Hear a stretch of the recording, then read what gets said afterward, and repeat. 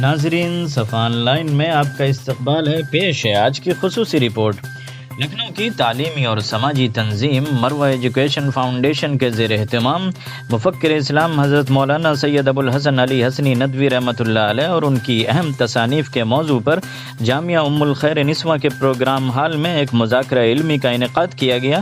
Programme کی صدارت مولانا doctor سعید الرحمن اعظمی ندوی نے کی، جبکہ مولانا سید بلال عبدالحی حسنی ندوی بطور مہمان خصوصی شریک ہوئے۔ پروگرام کے کنوینر مولانا منور سلطان ندوی نے اپنی افتتاحی گفتگو میں کہا کہ گزشتہ صدی میں جن شخصیات نے پوری دنیا اسلام کو سب سے زیادہ متاثر کیا، ان میں سب سے نمایاں نام حضرت مولانا سید ابوالحسن علی حسنی ندوی کا ہے۔ مولانا رحمۃ اللہ علیہ اپنے افکار و نظریات اور اپنی خدمات کے لحاظ سے ہمیشہ زندہ رہیں گے۔ خاص طور پر ہندوستانی مسلمانوں کے مسائل کے حل کے بارے میں مولانا رحمۃ اللہ علیہ نے جو تجاویز پیش کی وہ بہت اہم ہیں۔ اس حوالے سے حضرت مولانا کی تصانیف اور ان کے افکار کا مطالعہ اور ان کا تجزیہ ہوتے رہنا چاہیے۔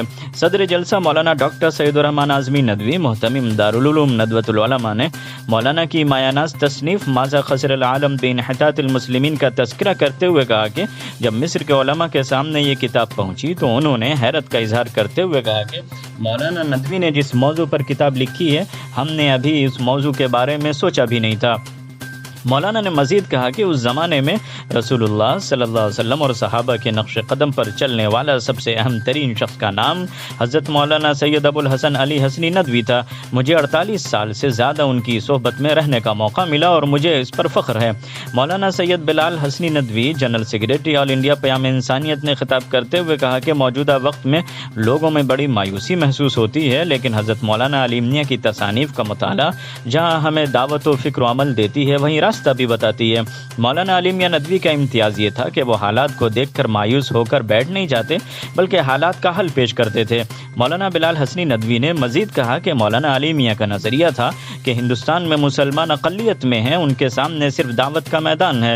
مسلمان جب تک برادران وطن پر اثر انداز نہیں ہوں گے، اسلام کے اخلاقی نظام، معاشرتی نظام اور سماجی نظام کا صحیح تعارف نہیں کرائیں گے اور ان کے ذہنوں کو مطمئن نہیں کریں گے، اس وقت تک شاید ہم کامیاب نہیں ہو سکیں گے۔ مولانا بلال حسنی ندوی نے خاص طور پر ملک کی موجودہ صورتحال میں پیام انسانیت پر زور دیا اور پیام انسانیت مشن کے حوالے سے مولانا علی میاں ندوی کے افکار کو پیش کیا۔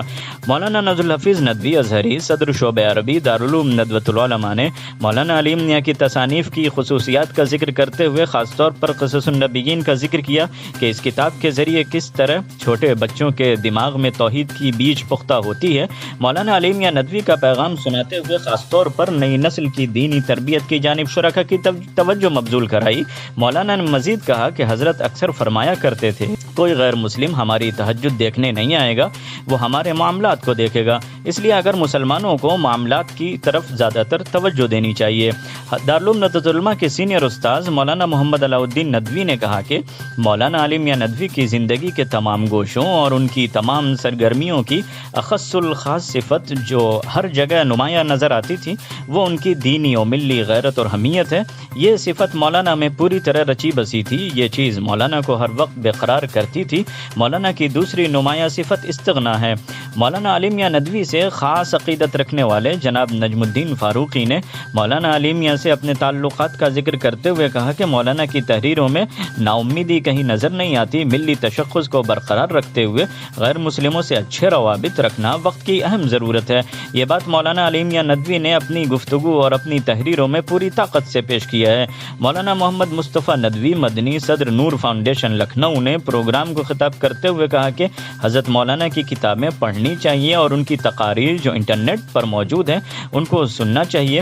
حضرت مولانا کو سچی خراج عقیدت یہ ہوگی کہ حضرت مولانا نے مسلمانوں کی سربلندی اور ملت کے بقا کے لیے جن افکار و نظریات کو پیش کیا تھا ان پر عمل کا نظام بنایا جائے۔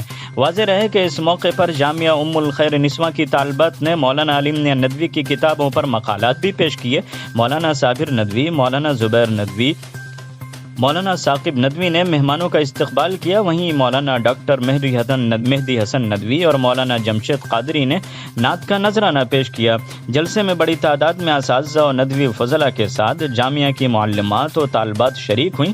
مولانا مناظر الاسلام حسنی ندوی ناظم جامعہ ام الخیر نسواں کے شکریہ پر جلسے کا اختتام ہوا۔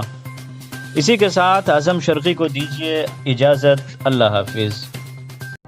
اگر آپ نوابوں کے شہر لکھنؤ میں رہنے کا سوچ رہے ہیں تو فیض آباد گورکھپور نیشنل ہائی وے آپ کے لیے بہترین جگہ ہے، جہاں زندگی کی بہترین سہولیات کے ساتھ ٹاؤن شپ ڈیولپ کیا جا رہا ہے۔ جی ہاں، میکس اسکوائر لا رہا ہے میکس جن آواس یوجنا، گھر کا سپنا اب ہوگا اپنا۔ اس ٹاؤن شپ میں آسان قسطوں میں پلاٹ خریدنے کا سنہرا موقع۔ پلاٹ سے متعلق معلومات کے لیے آپ گومتی نگر میں ہمارے آفس تشریف لائیں۔ پتہ ہے D133 second floor Anushka Tower, Vibhuti Khand, Gomti Nagar. On line معلومات کے لیے ہمارے ویب سائٹ www.maxsquaregroup.com کو دیکھ سکتے ہیں۔ مزید تفصیلات کے لیے رابطہ کریں 7349931171 اور 8987208082 پر۔